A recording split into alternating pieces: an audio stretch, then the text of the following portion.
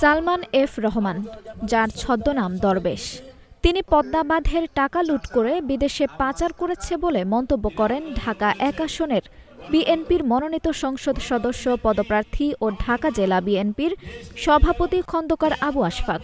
ঢাকার দোহারে মরহুম বেগম খালেদা জিয়া রুহের মাগফিরাত কামনায় এক দোয়া মাহফিল ও আলোচনা সভা অনুষ্ঠানে তিনি একথা বলেন। বর্ষা আসলেই আমাদের সকলের ভিতরে কম্পন শুরু হয়ে যায়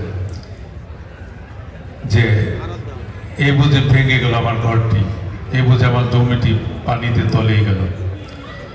এই পদ্মা বাঁধের জন্য যত টাকা এসেছিল তার বেশিরভাগই কিন্তু বিগত দিনে যে ভোটারবিহীন এমপি ছিল আমাদের দরবেশ বাবাজি, তার নিজের বাড়ির সীমানা বাদ দিয়েছে, এখান থেকে টাকা নিয়ে বিদেশে পাচার করেছে। দেশ নেত্রী বেগম খালেদা জিয়া দুনিয়া জীবনে চলে গেছে।